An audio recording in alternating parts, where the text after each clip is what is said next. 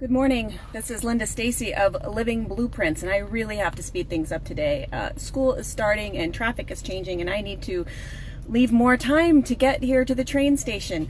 Again, my company is Living Blueprints, and Blue has no E if you want to find me online. And I help hyper-busy people take strategic control of their time and space so that they'll have more time and space for the things they really love and for enrichment. So today I am at number 3 of a Time Finder Challenge, and it's all about harnessing your personal work style to get the most done. And this is going to vary depending on where you are in your career. But this one's basically about the right energy. You know that sometimes certain activities are so easy to do, whether it's the beginning of the day or whatever state you're in, and then other times it's like, moving mountains or something to do the same exact task. So this is about understanding where your energy is typically during certain times of the day. So mine is usually better in the morning. So if I want to do anything creative, I try to do it in the morning. Of course, I can't always do that because I do have a regular job, and sometimes the demands don't allow me to do that. These days though, I am getting up a little bit earlier, and I block a half an hour of time before I even leave the house.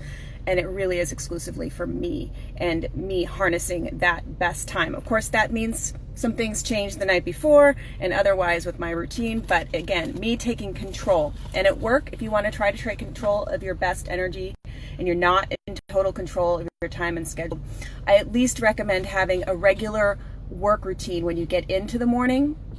Don't just open your computer and see what awaits you in email. Really try to have some kind of established few things that you do, even if it's just being sure that your coffee, tea, and water, whatever you want to have that you're drinking at your desk is ready to go. But just a few things that you do typically to kind of get yourself ready for the day.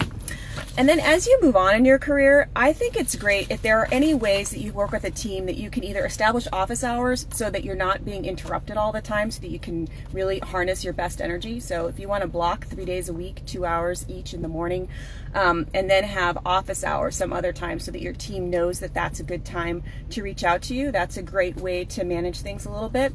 Some groups have, twice weekly meetings, call-ins, especially if it's a remote team, just where they're checking in and getting questions answered so that people can move forward with their projects, especially when they're dependent on the answers from other people. So really understand when your best energy is, and one day I'm going to be able to work really hard in the morning, and in the afternoon around 3 kind of be done with work for the day and go and do some exercise.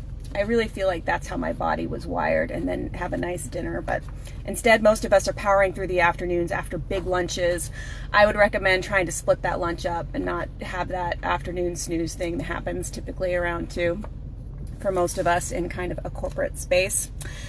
Anyway, Friday, I'm going to be talking about how to reduce the impact of pesky routines, the things we all have to do in order to, reduce the impact on time and energy.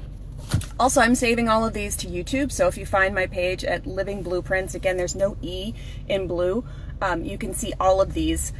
So watch for me there too. Have a great day and pay attention to when your energy just seems better. Okay, bye.